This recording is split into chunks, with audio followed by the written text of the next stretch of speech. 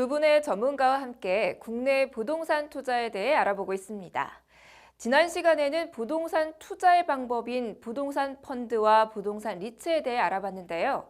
투자에 있어 가장 중요한 것은 실천이라는 말이 있지만 정작 제일 중요하게 생각해 봐야 할 것은 실천에 앞선 판단이라고 생각됩니다.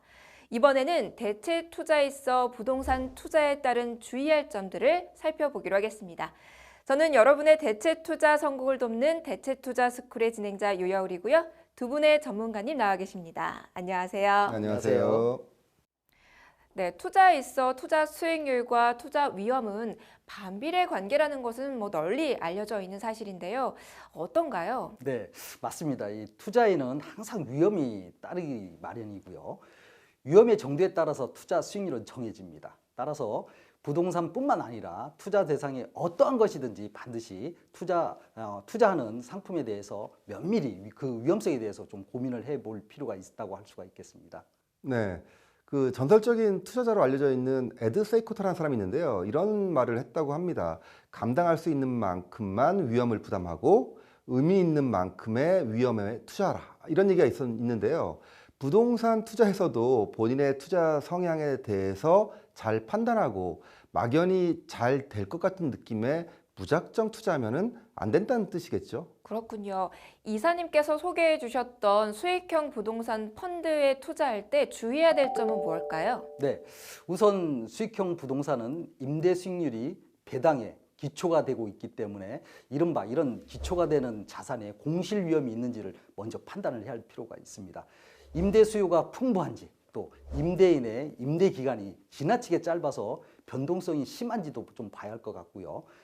임대에 들어오시는 임차인이 신용도가 어떠한지도 꼼꼼하게 한번 또 봐야 할 것 같습니다. 그래서 부동산이 펀드가 만기 시에 또 얼마나 잘 거래가 될 수 있는지도 살펴보는 것도 아주 중요하다고 할 수가 있습니다. 네, 그런데 저희가 그런 것들을 어떻게 확인할 수 있을까요? 네, 이 부동산 공실 위험은요, 부동산 시장에 대한 좀 공부를 좀 많이 좀 해야 할 필요는 있습니다. 관심이 많으시기 때문에 꾸준히 좀 보실 거라고 생각되고요. 또 이런 임차인의 위험은 신용 보강 장치가 여부가 있는지도 좀 살펴볼 필요가 있습니다. 말씀하신 거 외에 저희가 더 알아야 될 것들도 있나요? 네, 추가로 살펴봐야 될 것은 부동산의 운영 비용이죠. 운영 비용이 향후 상승할 수 있을지도 좀 파악을 해볼 필요가 있겠고요.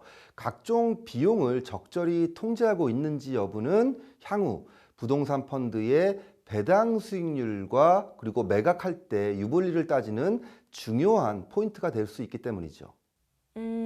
부동산 운용 비용이 상승한다는 건 어떤 말씀이신가요? 네, 수익형 부동산의 경우를 들면요. 일반적으로 선순위 대출이라는 레버리지를 활용하게 되는데요. 선순위 대출의 그 이자 비용이 상승할 수 있는지, 그리고 상승할 경우에는 그 대책은 있는지, 대출을 조기 상환해야 하는 경우가 생길 수 있는지 등을 파악을 해야 되는 거죠.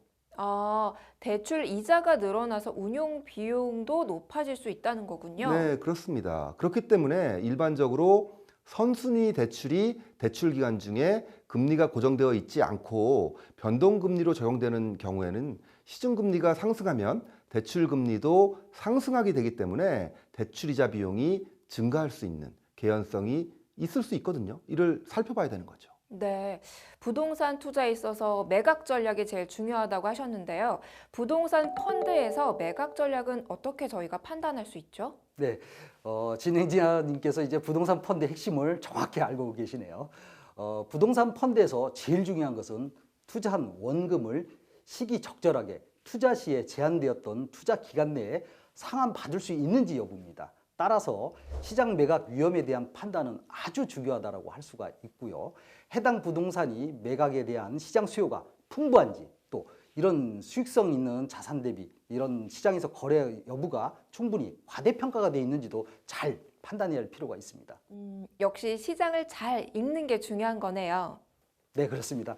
그리고 이제 해당 부동산이 시장 내에 어떠한 유동성을 보이는지도 아주 중요합니다. 그리고 이러한 부동산이 현재 시장에서 전체적으로 잘 팔려지고 있는 시장인지 또 물건을 내놨는데도 잘 안 팔리는 시장인지도 잘 한번 판단을 할 필요가 있습니다. 제가 예를 한번 들어볼까요? 유명한 관광지가 있다라고 한번 가정을 해봅시다. 그 관광지에 일정한 수요의 관광객이 찾아온다고 하면 그 지역의 호텔은 나름대로 부동산의 가치를 보유할 수가 있게 됩니다. 반면에 호텔의 개수가 막 증가를 하고 또 관광객 수요가 전체적으로 좀 감소하는 추세에 있다든지 그러면은 그 호텔은 부동산 가치는 당연히 떨어질 수밖에 없겠죠. 네, 수익형 부동산에 저희가 투자하기 위해서는 꼼꼼하게 좀 따져봐야 될 것들이 많은 것 같아요. 그럼 이번에는 개발형 부동산 펀드에 투자할 때 주의해야 될 점이 뭐가 있을까요? 네, 개발형 부동산 펀드. 사실 수익형 부동산보다 개발형 부동산 펀드가 더 위험한 편이죠. 수익이 높기 때문에요. 그래서 개발형 부동산 펀드 위험을 판단하는 데 있어서 가장 중요한 위험은요. 각종 계약이 법률적으로 유효한지 판단하는 겁니다.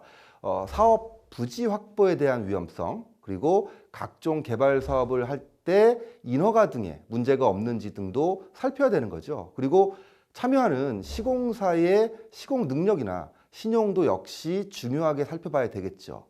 그리고 개발형 부동산 펀드의 배당 재원은 대부분 해당 개발 부동산의 분양에 의존하는 경우가 많은데요. 이럴 경우에 분양의 위험은 얼마나 많은지, 만약 미분양이 발생한다면 미분양 위험은 어떻게 통제할 수 있는지 등도 살펴봐야 되는 거죠. 좀 구체적인 사례를 들어서 좀 설명해 주실 수 있을까요? 네, 제가 한번 예를 좀 들어보겠습니다. 아까 소장님께서 상당히 중요한 점을 많이 말씀을 해주셨는데요. 일반적으로 개발형 펀드에서는 필수적으로 법률 검토라는 것을 받게 되어 있습니다. 해당 내용은 상품 제안서에 자세하게 아마 설명이 되어 있을 겁니다. 또 아울러서 회계법인 또는 신용평가사를 통해서 사업성 검토 보고서라는 것을 좀 필수적으로 받게 되어 있습니다. 이런 것들을 통해서 개발형 펀드가 가지고 있는 위험에 대해서 파악할 수가 있고요. 또 판단하는 근거도 마련하게 됩니다. 네, 지금 이사님 말씀을 듣다 보니까 그 과거 시공사에 크레딧 이벤트가 발생해서 펀드가 제때 상환되지 않았던 것이 생각이 나네요. 눈에 보이는 것만이 아닌 미래의 그 부동산 가치에 투자하는 것인 만큼 꼼꼼히 따져야 할 것도 많은 것이 개발형 부동산 펀드라고 할 수 있겠죠. 네, 전문가님들의 설명을 듣고 있으니까 부동산 투자를 할 때 저희가 살펴보고 또 주의할 점들이 상당히 많다는 걸 알게 됐습니다. 여러 가지 부동산 투자 방법 중 여러분은 어떤 선택을 하시겠습니까? 저도 고민이 많이 되는데요. 이번 시간을 통해 여러분의 선택에 도움이 되셨을 거라 생각됩니다. 좋은 설명해 주신 전문가님 감사합니다. 고맙습니다. 감사합니다.